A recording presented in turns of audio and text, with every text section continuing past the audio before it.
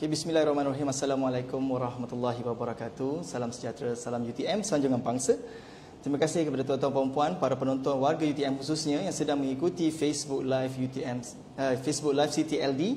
Okay, dan hari ini 22 September 2022, hari Khamis, series ceramah kesejahteraan staf 3S akan membawakan tajuk berkaitan selamat dan sihat di tempat kerja. Okay, dan bersama dengan saya tidak seperti biasa saya tidak keseorangan. Terima kasih kita ucapkan kepada pengarah pejabat OSH, iaitu yang berusaha Dr. Profesor Madya Dr. Muhammad Wijainuddin bin Ali. Terima kasih Doktor atas kesudian Doktor. Okey Doktor, apa khabar? Baik, sihat. Okey Doktor, sebelum saya serahkan sesi ini kepada Doktor untuk mengupas lebih lanjut, ada tak sedikit orang kata intro ataupun kata-kata apa yang makna ataupun maksud yang tersirat di sebalik tajuk yang diberikan? Silakan Doktor. Okey, bismillahirrahmanirrahim. Assalamualaikum warahmatullahi wabarakatuh. Terima kasih Syekh Amirul dan rakan-rakan sekalian yang melihat di Facebook dan di mana saja anda berada. Semoga gembira, selamat dan sihat. Walaupun hujan, sejuk sedikit. Okey, mengupas tentang selamat dan sihat ni nanti kita akan cerita kemudian lah. Tetapi yang penting soalan yang ditanya, adakah anda selamat dan anda sihat di tempat kerja? Itu soalannya. Dan berkenaan dengan maksudnya nanti kita cerita kemudian lah. Okey, untuk itu saya kira tanpa melengahkan masa ke saya, kami dari pihak penganjur mengalu-alukan kehadiran yang bahagia Doktor atas untuk bersama-sama dengan kita semua mengupaskan berkaitan tajuk selamat dan sihat di tempat kerja. Diharap tuan-tuan dan puan yang sedang mengikuti Facebook Live dapat memberikan sepenuh perhatian dan semoga apa yang dipelajari dapat kita manfaatkan sebaik-baiknya. Jadi untuk itu saya serahkan pada Doktor untuk teruskan sesi ini. Silakan Doktor. Okey, terima kasih. Bismillahirrahmanirrahim. Selamat menonton kepada semua. Dan tajuk yang kita akan bincang hari ini adalah selamat dan sihat di tempat kerja lah. Seperti yang saya sebut tadi, saya pun ada soalan kepada diri sendiri, kepada Cik Amirul dan juga kepada penonton sekalian lah. Apakah yang dimaksudkan dengan selamat dan sihat di tempat kerja tu? So yang pertama sekali, kita fahamlah tajuk kita hari ini adalah fokus kepada di tempat kerja. Tempat kerja bermaksud tempat kita datang kerja lah. Kalau di rumah ataupun di tempat kita pergi shopping, itu cerita yang lain lah. Kalau di tempat kerja, kalau kita di UTM ini adalah tempat kerja. So kita nak menceritakan berkenaan dua perkara ni, dia sebenarnya simple saja dari segi pengertian, dari segi definition dan sebagainya.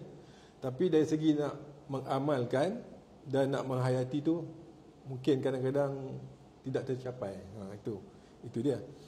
Dan saya maksudkan di sini adalah selamat dan sihat dalam konteks keselamatan dan kesihatan pekerjaan. Keselamatan dan kesihatan pekerjaan ataupun dalam short form dia Melayu KKP. Mungkin penonton ataupun Cik Amirul sendiri pernah dengar lah KKP. Pernah dengar? Ya, siap. So penonton semua pun kadang-kadang orang sebut KKP, bermaksud keselamatan dan kesihatan pekerjaan, atau dalam bahasa Inggerisnya OSH. OSH. OSH tu singkatan kepada Occupational Safety and Health.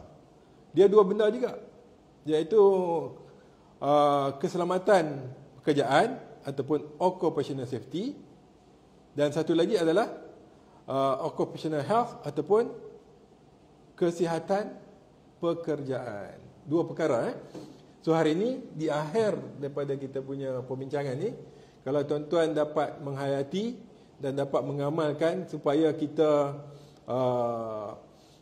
terjaga dari segi occupational safety ataupun keselamatan pekerjaan, dan juga occupational health dan juga kesihatan pekerjaan, bermaksud kita baiklah, kita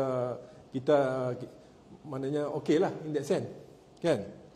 So bermaksud apabila kita bekerja, apa saja yang kita buat mesti selamat. Dan juga pada masa kita bekerja, dia mesti kesihatan kita terjaga. Bukan maksud demam tu kan. Kalau sebut kesihatan pekerjaan, demam tu adalah kesihatan juga, tapi itu bukan kesihatan pekerjaan. Kalau sebab kita kalau tidak careful boleh sakit. Boleh sakit. Contohnya terkena bahan kimia. Okey, terhidu bahan kimia dalam masa sekejap ke lama, maka menjejaskan kesihatan. Maka itu adalah terjejasnya kita punya kesihatan pekerjaan lah. Begitu juga keselamatan kita. Macam baru sekejap saya tengok WhatsApp, ada orang aksiden datang UTM, keretanya terbabas, jatuh dalam parit dekat dengan rumah NC kita lah, dekat situ. Oh, dalam UTM? Dalam UTM. Okey. Itu maksudnya dari segi keselamatan telah berlaku sesuatu yang tidak selamat dan juga berlaku kemalangan. Tapi mungkin yang itu berkaitan dengan kemalangan jalan raya kan.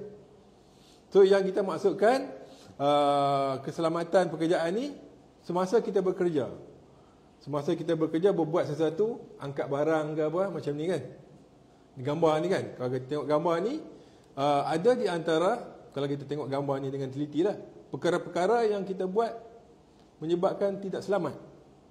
Sama ada kita sedar atau tidak, ada perkara yang kadang-kadang tidak selamat. Contohlah, yang kita duduk atas kerusi tu kan. Kalau saya tunjuk sini, yang nombor 1 ni kan, maka duduk atas kerusi macam tu, angkat kaki dan sebagainya, kerusi tu tak balance, maka perbuatan tu dah tak selamat. Maknanya keselamatan pekerjaan tu terganggu lah dari segi tu. Ataupun macam ni, bekerja macam ni, nampak tak berselerak kan, wire-wire berselerak dan sebagainya. Dari segi pekerjaan tidak selamat lah. Maknanya keselamatan pekerjaannya di tahap yang tidak memuaskan ni. Keselamatan pekerjaan di tahap yang tidak memuaskan. Kalau kita tengok wire itu, lepas tu macam berdiri di atas ni sebelah kaki dan sebagainya kan. Ini perbuatan yang tidak selamat lah. Dan kalau kita tengok ini, yang saya tunjuk dekat mouse ni, wire elektrik, sambungan dia nampak pun berselerak kan. Berselerak, ya. Ini boleh mendatangkan mana kalau kita tengok adalah keadaan yang tidak selamat. Kalau tidak selamat, kenapa? Kalau kita tengok ini mungkin dia berkait dengan elektrik. Berkait dengan elektrik, kadang-kadang mungkin overload kalau banyak sangat kan. Ataupun wire itu sendiri berselirat, boleh sangkut kaki dan sebagainya. Ya, betul. Sama lah. So macam-macam. Mungkin yang saya tunjuk di sini, contohnya sakit belakang. Sakit belakang ni kalau bekerja membuat satu perkara, duduk lama-lama tanpa tempat duduk tu yang selesa dan sebagainya, bekerja dalam jangka masa yang lama, dia tak selamat juga lah. So ini contoh-contoh sajalah. Dan saya nak pergi kepada, kalau kita tengok negara lah, kita ada statistik sebenarnya. Okey. Kita ada statistik. Ini semua orang boleh dapat lah. Cuma tuan-tuan buka ke tidak website dan tengok tak tahulah, ataupun faham ke tidak. Okey, yang pertama, 15 juta ni bermaksud dalam negara kita pada tahun 2021, di akhir tahun 2021, ada 15 juta orang pekerja, employed person. 15 juta lebih lah, 15 juta lah kita ambil Dan daripada 15 juta tu, tahun 2021 ada 21,000 orang yang dipanggil occupational injury, tercedera semasa bekerja. Banyak tak? 21,000. Ya. Tapi mungkin tak banyak lah. Tapi banyak lah. Tak banyak sebab dari segi statistik berapa peratus saja. Tapi akan jadi banyak kalau yang tercedera atau apa tu adalah kita kan. Kita tak nak lah kita kan. Dan kita kalau boleh tak nak lah rakan-rakan kita yang kita kenal sampai. Dan kalau boleh kita nak hindarkan perkara ini. Dan kalau ditukar dalam bentuk rate, macam yang bawah ni 1.43, rate of occupational injury. Maknanya daripada 1,000 orang pekerja, katakan ada 1,000 orang pekerja, 1.4 tercedera. pada tahun 2021. Itu rate dia lah. Dan kalau tengok yang merah ni 301, pada tahun 2021 ada 301 orang yang mati. Mati di tempat kerja. Maknanya dia buat kerja apa? Contohnya tersepit dalam apa, kepala putus ke, contoh je lah. Ataupun terhempak dalam mesin, ataupun jatuh daripada bangunan. Itulah yang banyak sekali. Dan ada dia punya contoh-contoh apa classification tu, type of injury sini kan. Okey. Maknanya ada 300 orang yang mati pada tahun 2021. Dan kalau nak ikut rate-nya, rate ni adalah 2.0. Bermaksud daripada 100,000 pekerja, dua telah mati. Daripada 100,000 worker pekerja, ada 2 orang telah mati. Itu macam nisbahnya lah. Nisbah. Baik. Dan di sini juga yang kalau yang tak mati kan, tak mati adalah 21,000 lebih lah. Sebab campur dua ni yang merah, 300 dengan 21,000 ni adalah jumlah ni. Baik. Kan? Ya. So maknanya kalau kira mati tak banyak, tapi banyak juga lah, 300 kan. Dan kalau tengok statistik ni, dia adalah umur dan sebagainya, dan type of injury dan sebagainya. Okey, ini satu lagi statistik. Yang ni berkenaan dengan daripada tahun 2012 sehingga 2021. Berkenaan dengan occupational injuries dengan fatal. Okey, yang biru atas ni adalah yang cedera. Di kadar dia lah. Kadar dia dia menurun ke menaik? Kalau Cik Merun nampak, menurun ke menaik? Graf ni yang biru ni. Menurun kan? Ya. Menurun bermakna bagus lah. Menurun bermakna bagus.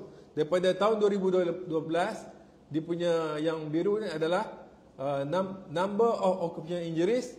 Okay, dan dia punya rate. Nombor kat bawah tu 41,000. Pada tahun 2012 ada 41,000 orang yang cedera di tempat kerja, dan telah menurun pada tahun 2021 kepada separuh saja. Sama juga rate dia, daripada 3.31 kepada 1.43. Tapi pada tahun 2020 dengan 2019 ni kita PKP kot. Tahun 2020 ni PKP. Mungkin banyak sektor tutup, mungkin tu sebab jugalah. Tapi tahun 2021 pun sama. 2 tahun ni kan PKP. So kita berharap pada akhir tahun ni akan ada data lah. Tengok dia naik balik kan, dia turun ni. Sebab dah mula bekerja. Sektor semua dah buka. Okey. Yang ni adalah occupational injury. Okey, yang bawah ni adalah kematian. Okey. Kematian pada tahun 2012 adalah 500 lebih. Lepas tu dia naik turun sikit. Pada tahun 2021 yang saya tunjuk tadi lah 300. Dan kadarnya adalah 4.64 dan dia naik turun sikit. Tapi 2 tahun yang lepas pada 2.09 dan 2.0. Dan adalah detail-detailnya. Itu berkenaan dengan yang kita tengok yang pertama tadi adalah occupational safety. Kan? Safety dah tu. Maknanya ini accident dia berkait rapat dengan occupational safety. Kalau tak selamat boleh mendatangkan accident lah. Okey, yang statistik yang kedua adalah ini disease tadi. Health tadi ni occupational health ataupun keselamatan pekerjaan, kesihatan pekerjaan, dia berkait rapat dengan penyakit dan juga keracunan. Penyakit dan keracunan. Maknanya penyakit di tempat kerja lah, ataupun keracunan di tempat kerja. Statistik yang kita ada tak banyak sangat lah. Sebab apa? Contohnya pada tahun 2021 kes yang melibatkan penyakit pekerjaan dan juga keracunan ada 5,000 saja. 5,000 saja. Tak banyaklah. Dan ini contoh-contoh dia lah, macam-macam perkara ni. Yang banyak sekali 3,000 lebih adalah berkaitan dengan occupational noise related hearing disorder. Maknanya sakit-sakit yang berkaitan dengan pekak telinga. Maknanya apa? Bekerja di tempat yang mana kebisingan tu tahapnya tinggi. Mungkin ada dia tak masuk sebagai kemalangan. Dia termasuk sebagai occupational disease, penyakit pekerjaan. Maknanya kalau dilaporkan dah kurang pendengaran dan sebagainya sebab bekerja di tempat bising, terutamanya macam di construction industry lah. Maka ada 3,000 lebih, 3,648 kes yang dilaporkan. Ini yang dilaporkan. Sebenarnya yang tak lapor pun ada juga. Mungkin banyak juga. Sebab kesedaran ni kita kena tingkatkan. Kadang-kadang orang tak lapor dan sebagainya. Tapi kurang kesedaran tu lah. Kurang kesedaran. Ya, betul. Tapi benda ni telah cuba dipertingkatkan lah. Bermaksud kadang-kadang dia tak pergi hospital. Dia kata alah sikit, tak pergi klinik, tak report dan sebagainya. Maka tak adalah statistik ni. Maksudnya kalau kecederaan tu memang hanya pada pendengaran saja ke? Ini penyakit tadi. Ada banyak. Penyakit pekerjaan ni ada banyak. Sebagai contoh yang bawah tu kan. Kanser yang disebabkan oleh bahan kimia tu, kanser dia kena tentukanlah. Kanser tu sebab biasa ke ataupun related dengan bahan yang kita tempat kerja. Okay. Tapi dalam tahun lepas satu je kanser yang berkait rapat dengan tempat kerja. Banyak lagi yang dilaporkanlah. Yang dilaporkanlah. Macam-macam. Keracunan ada 43 contohnya. Yang ni susah sebut ni. Musculoskeletal disorder, macam sakit belakang tadi tu. Sakit belakang, sakit lutut, sakit apa benda-benda tu ada juga dalam 200 lebih. Dan biologi, benda-benda biologi ni tak nampak. Ada juga dilaporkan 1,300. Maknanya sebenarnya kita kena faham juga apakah penyakit-penyakit yang boleh muncul di tempat kerja kan. Itu boleh dibincang kemudian lah. Okey, itu kesedaran kita nak cerita. Tak apa. Maknanya keselamatan di tempat kerja berkait rapat dengan kadang-kadang apa yang kita buat di tempat kerja.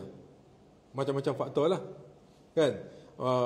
Faktor bahan ke, faktor tugas ke, faktor persekitaran, faktor manusia sendiri. Contoh ni faktor manusia lah. Faktor manusia kadang-kadang kita punya amalan kerja tu tak seperti yang sepatutnya kan. Ini contoh lah. Ataupun ada masalah dari segi prosedur kan. Banyak kali juga kita membuat kerja, prosedur tu sama ada tak diikut dengan betul ataupun tak tahu. Macam-macam lah. So ini antara faktor-faktor yang boleh menyebabkan kemalangan di tempat kerja lah. Ini banyak faktor ni. Antara lain juga contohnya latihan tak cukup. Masuk saja kerja 2-3 hari disuruh buat satu kerja. Tu tak okey lah. Dia kena diberi latihan yang sempurna kan. Ataupun macam mana pengurusan lah. Macam mana pihak pengurusan bahagi-bahagi yang kerja kepada orang tu kena dilihat lah. Dan juga macam peralatan dan sebagainya. Ini faktor lah, banyak faktor ni. Kita boleh tengok balik nota ni. Saya tak berhajat nak kupas satu persatu lah. Tapi ada poin yang saya nak bawa, iaitu bahawa ini kalau manusia. Ini kalau manusia lah. Kita ni manusia. Kadang-kadang takut kita terbuat perkara ini yang boleh menyebabkan berlaku kemalangan. Apa dia? Yang pertama, kita buat mistake atau kesalahan. Yang ni sebenarnya kita boleh hindarkan. Sebab apa? Kalau mistake atau kesalahan ni sebab kita tak cukup ilmu. Kan? So benda ni kita boleh hindarkan lah. Bermaksud apa? Kita jangan buat kerja kalau kita tak cukup ilmu. Mana diberi latihan yang cukup baru kita buat kerja tu. Itu boleh hindar lah. Yang kedua, mismatch, tak padan. Contohnya tak sesuai dengan fizikal. Orang tu kecil, suruh dia angkat benda-benda yang besar. Yang tu kena hindarkan lah. Ataupun badan kita lemah, kita bukan kuat sangat, kena angkat benda berat kan. Cuba hindarkan. Kadang-kadang kita malu kan. Orang suruh angkat, padahal kita ni tak larat. Fizikal kita tak fit kan. Macam saya orang tua kan, kalau angkat berat sikit, silap-silap jadi macam-macam lah. Saya dah tahu dah. So kita kena tahu diri kita. Benda-benda yang fizikal kita tak mampu, jangan buat lah. Contohnya bila berumur ni jangan lompat tak ada hal lah kan. Benda-benda macam tu lah. Yang ini kita kena hati-hati. Sebab apa? Manusia silap ni sebab dia langgar peraturan. Tak comply lah. Kan? Yang ni banyak berlaku lah. Tak comply ni kadang-kadang malas. Kadang-kadang nak cepat. Kadang-kadang shortcut. Kan? Macam-macam lah. Dia ada stepnya ada 5, kita nak buat 3 je kan. Sebab nak cepat ataupun nak laju dan sebagainya.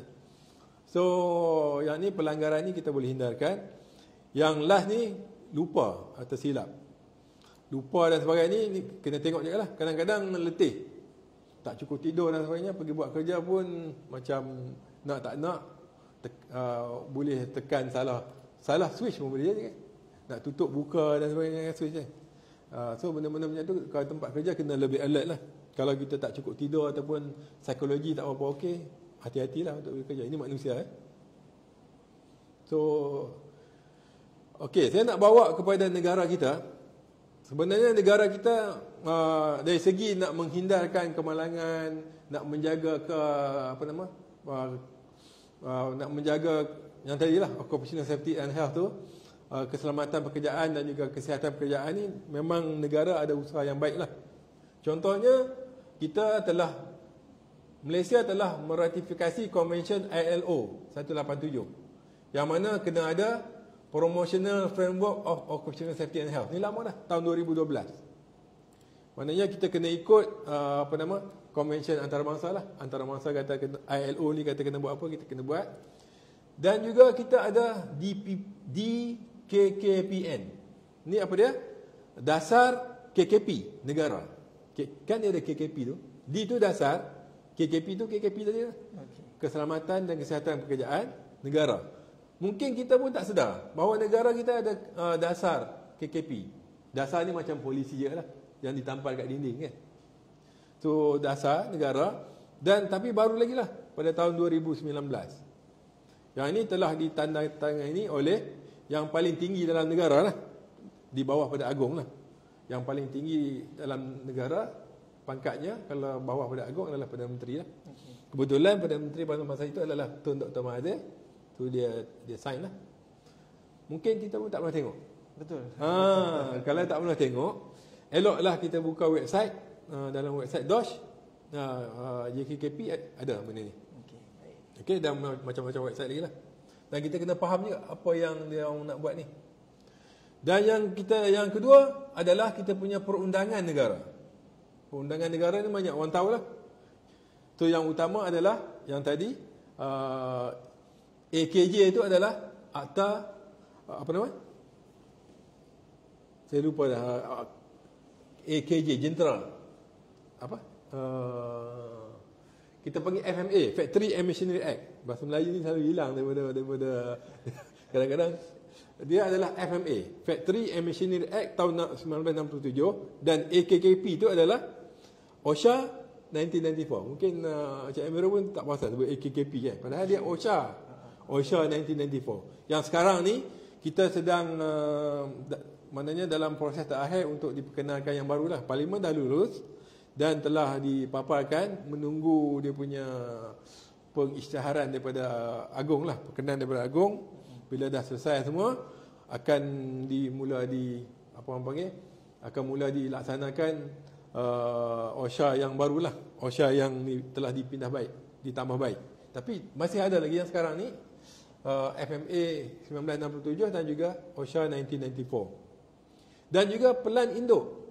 Kita ada pelan induk KKP. Saya akan tunjuk apa pelan induk. Pelan induk ni kita dah ada sejak lama dah, daripada tahun 2005. Dia 5 tahun sekali Pada tahun 2005 hingga 2010 kita ada 3 strategi saja. Yang ni. Okey.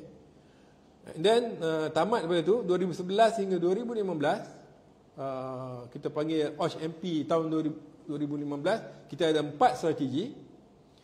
Dan yang berikutnya pada tahun 2016 hingga 2020 kita ada 5 strategi. Dan sekarang kita ada OSH-MP ataupun yang tadi Pelan Induk KKP Negara yang terbaru 2021 yang sedang berlangsung sekarang, sehingga 2025 kita ada 7 trust strategi. Yang ni sedang berlangsung lah. Apa maksud benda ni? Maksudnya kita ini negara kita dengan bantuan daripada berbagai pihak dan dipacu oleh DOSH, okey, JKKP, kita ada membuat plan induk untuk kebaikan KKP negara. Macam inilah. Contoh, saya ambil satu lah. Kita ambil yang terbaru je. Yang nak cerita semua tak sempat ni. So yang terbaru yang ini. Ini ya. Ini kalau nak baca detail boleh dapat daripada DOSH website lah. Kita ada 7 tadi. 7 strategi. Kita ambil yang pertama lah. Terus strategi yang pertama, pemerkasaan KKP di sektor awam. Apa maksud? Bermaksud kita nak KKP ni diamalkan dengan baik di sektor awam lah. Sektor awam ni kalau kita mengambil kita UTM termasuk lah. Bermaksud universiti sendiri kena memperkasakan kita punya KKP. Sebab apa? Ini termasuk dalam plan negara. Dan sebab tu kalau kita perasan atau tidak, dulu JKKP atau DOSH ni jarang masuk ke UTM pun tak begitu jarang kan. Adalah masuk tapi tak begitu kerap. Sekarang mereka lebih kerap masuk ke universiti contohnya, dan juga ke pejabat-pejabat kerajaan yang lain untuk memantau, melihat dan juga memberi advice, nasihat supaya KKP contohnya di UTM ni menjadi lebih baik. Dan kita kena respon lah. Maka di UTM ni kami sebagai OSHA di UTM yang mana bertanggungjawab keseluruhan kepada KKP di UTM ni, kita pun ada plan induk OSH-MP untuk UTM. Ada kita punya strategi, ada 5 strategi yang ni. Dan antara yang kita sebut yang pertama adalah memperkasa kepimpinan KKP di UTM lah. Maknanya semua orang, mana kami memahami dengan lebih baik dan cuba memahamkan orang ramai lah dengan lebih baik. Inilah antara usaha-usaha yang kita buat lah antaranya. Banyak lagi usaha, tapi menyampaikan di Facebook dan sebagainya, ini memberi kesedaran awam lah, kesedaran umum lah kepada warga UTM contohnya untuk memahamkan KKP ni kan. Okey, ini kerangka perundangan. Dalam negara kita ni, kita yang tadi, kita ada, kalau kita senang nak ingat, OSHA 1994 lah. OSHA 1994 tu ada Act, adalah Akta. Akta ni adalah sesuatu yang diluluskan oleh Parlimen kan. Okey. Di bawahnya ada regulation, peraturan. Di bawahnya ada industry code of practice. Di bawahnya ada guideline. Ini kerangka dia lah. Akta tu sikit saja. Ada sedikit akta. Tapi yang bawah-bawah regulation lebih detail. Ini ringkas lah. Dan industry code of practice lebih banyak dan lebih detail. Guideline-nya lebih detail. Mana kita beroperasi bersama-sama dengan pelan induk KKP tadi, dan ini kerangka perundangan kita memang kita laksanakan lah untuk memastikan keselamatan pekerja dan juga kesihatan pekerja tadi. Maknanya ini panduan lah. Mana kita kena berpandukan perundangan dan juga berpandukan pelan induk KKP tadi kan. Itu cerita peringkat negara, peringkat yang besar-besar lah. Tapi peringkat individu, kita kena lihatlah apa yang kita kena buat. Okey, kalau prinsip utama OSHA 1994 ni, perundangan kita, dia ada 3. Iaitu yang pertama, kawalan kendiri. Yang kedua, perundingan 3 pihak. Yang ketiga, kerjasama. Secara ringkas, kawalan kendiri ni bermaksud, ini dia punya huraiannya. Mereka yang mewujudkan risiko dan mereka yang bekerja dengan risiko ni kena masing-masing bertanggungjawab. Itu 2 pihak. Siapa yang mewujudkan risiko? Maknanya kalau kita di UTM ni bekerja, maknanya bos-bos kita lah. Whoever yang bos mewujudkan risiko, dan yang bekerja dengan risiko kita semualah.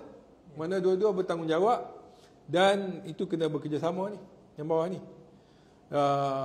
Yang mewujudkan risiko adalah majikan. Yang bekerja dengan risiko adalah pekerja. So majikan yang pekerja kena bekerjasama.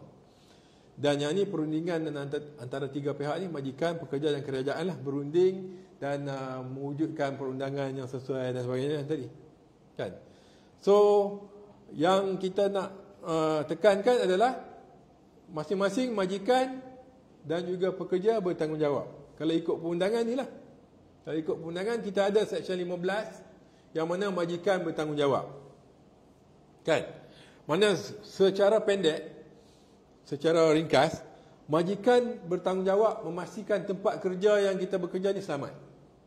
Di mana saja kita bekerja, majikan kena memastikan tempat kerja yang selamat. Ada detail lah ni. Ada penerangan yang detail. Dan ini termasuk dalam perundangan OSHA 1994 tadi. Seksyen 15.1 dan 15.2. Begitu juga. Okay, ini pun sama. Kena ada, tadi kita kena ada polisi. Yang mana kita ada. Dekat UTM kita ada ni. Polisi. Ini nak mengikut perundangan ni lah. Seksyen 16. Bahawa OSHA kena ada polisi. Dan UTM kita ada polisi. Polisi ni bermaksud bukan sekadar kita tulis. Maksud kita tulis dan kita bertanggungjawab untuk melaksanakan apa yang kita tulis. Dan OSHA UTM memang bertanggungjawab lah membantu Naib Chancellor dan juga universiti untuk memastikan kita punya apa yang ditulis ni kita pakat-pakat laksanakan di UTM kan.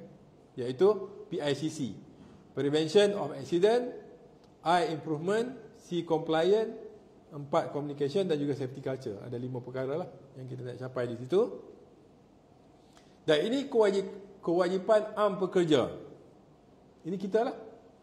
Cuba kita tengok. Maksud apa? Memberi perhatian terhadap keselamatan dan kesihatan diri sendiri dan juga diri orang lain. Bermaksud apa? Kita tak boleh buat sembrono. Okey, buat sembrono di tempat kerja yang boleh menyebabkan kita atau orang lain terjejas. Tercedera ke kemalangan ke apa, maka kita kena jaga. Maknanya kalau tak nak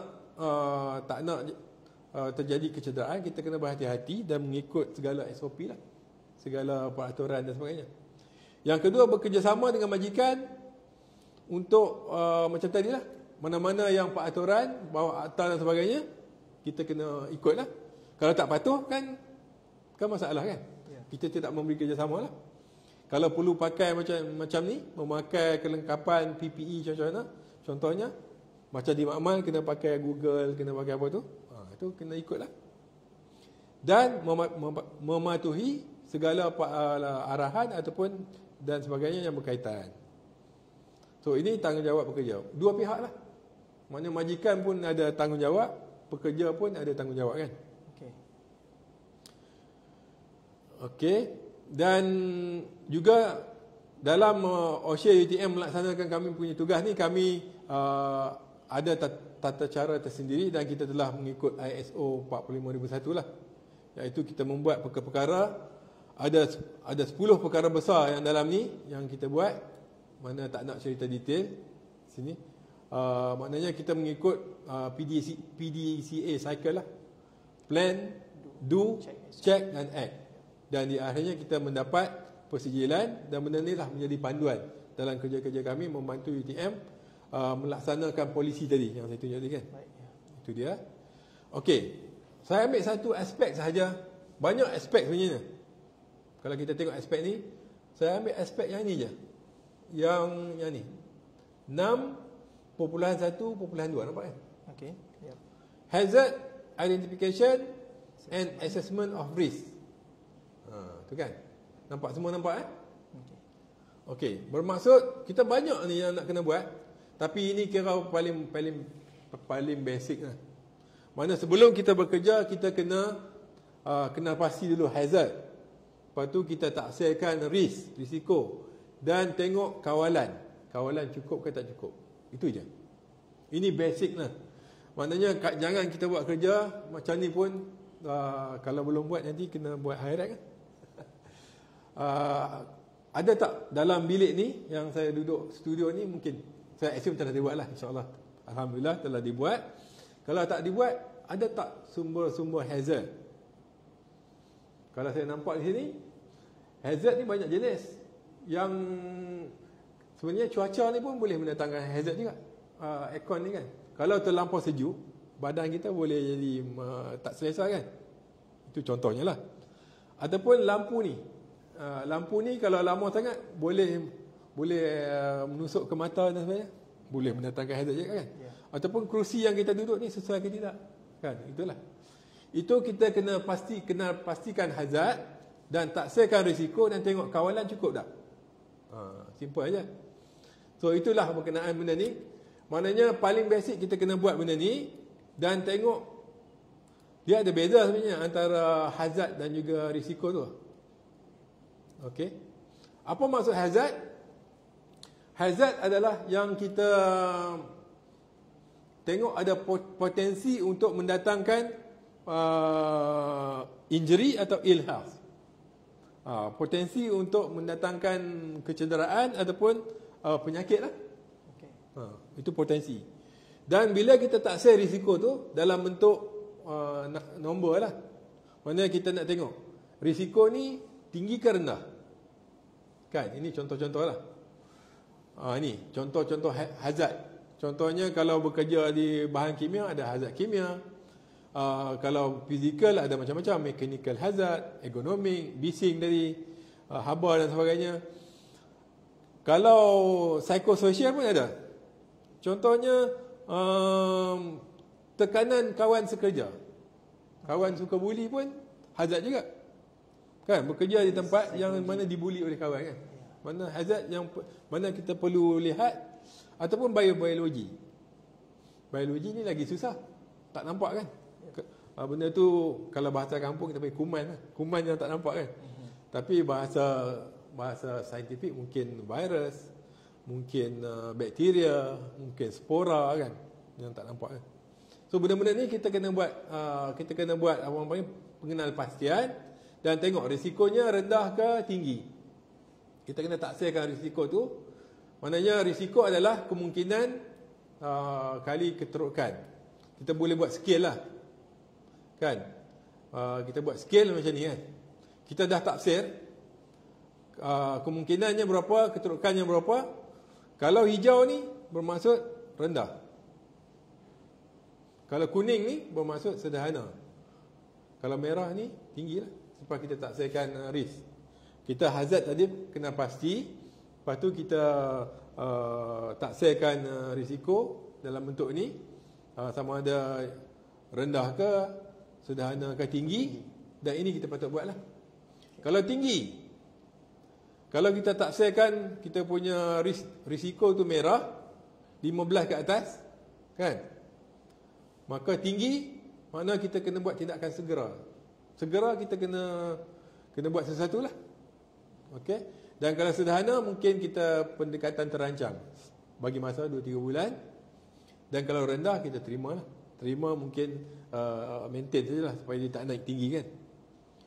So ini dia punya hierarki lah. Mana kalau contohnya merah ni, kita kena ambil yang atas ni, hapuskan terus ataupun ganti. So kalau hapus dengan ganti ni untuk yang biasanya yang merah lah, kalau risikonya tinggi. Dan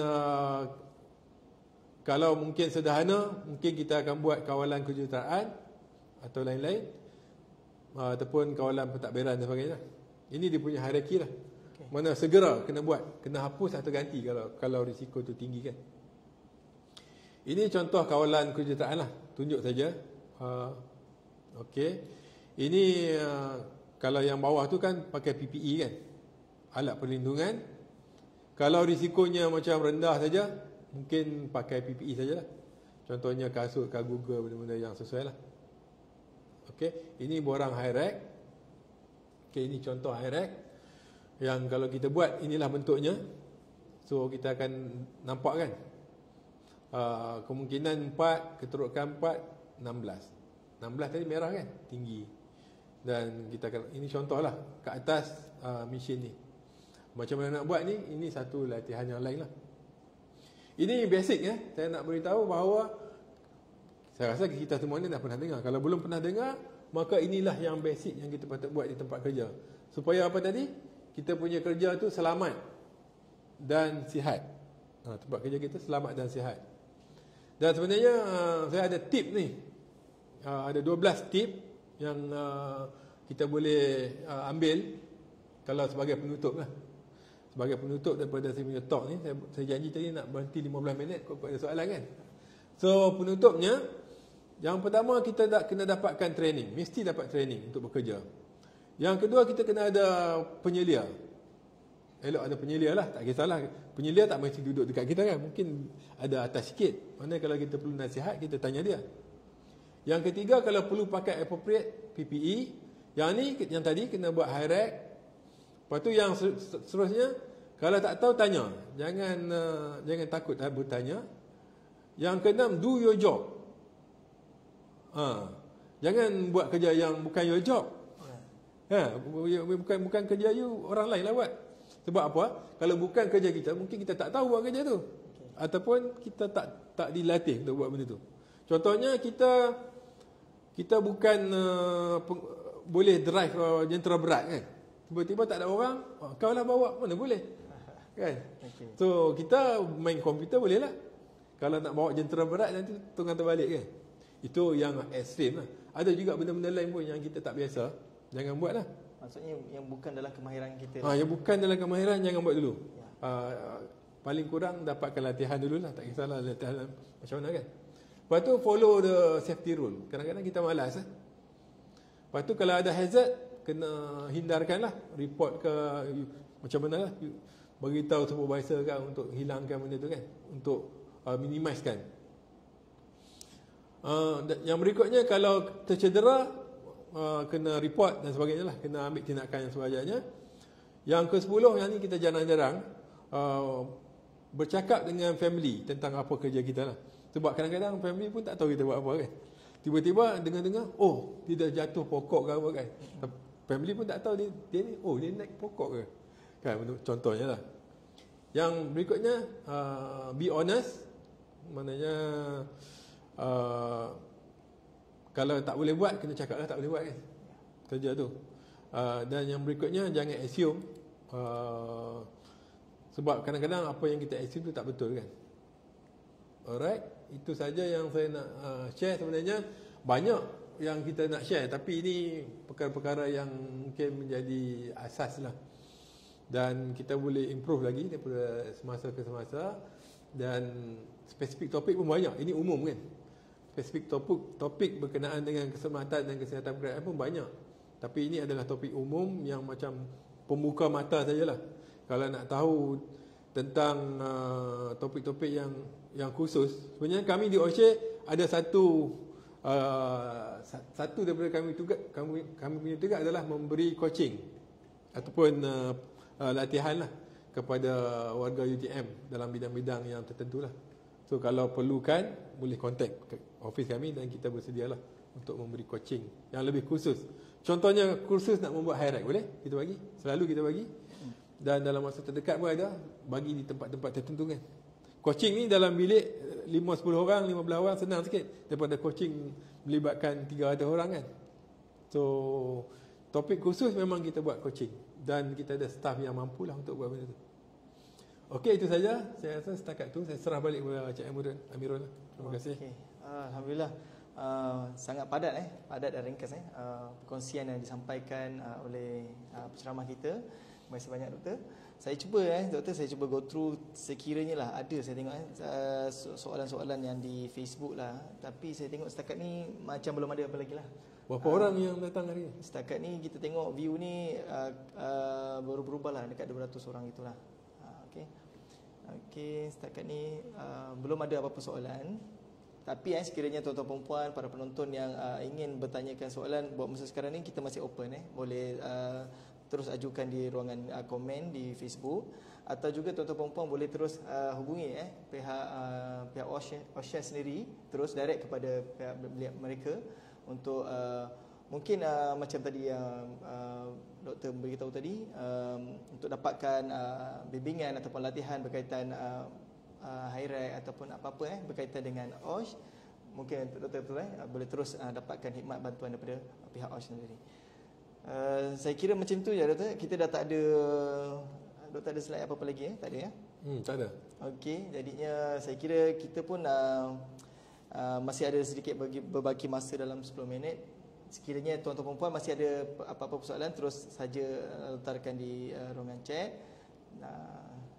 Okey, sekiranya kalau tak ada saya kira itu sajalah doktor. Kita punya sesi perkongsian untuk pagi ni berkaitan topik selamat sihat di tempat kerja. Jadi saya kira tuan-tuan dan puan, sampai di sini saja kita punya sesi perkongsian. Diharap apa yang kita pelajari, apa yang kita dapat daripada perkongsian yang disampaikan oleh Yang Bahagia Doktor, dapatlah kita manfaatkan sebaiknya, insya-Allah. Jadinya kita jumpa lagi pada siri ceramah kejuruteraan staf 3S pada yang akan datang, yang telah pun kita sajikan, yang telah kita sediakan kepada tuan-tuan dan puan sepanjang tahun sehingga hujung tahun 2022 ini. Untuk itu jumpa lagi, insya-Allah. Assalamualaikum warahmatullahi wabarakatuh dan terima kasih. Assalamualaikum warahmatullahi wabarakatuh. Terima kasih. Habis. Tak ada.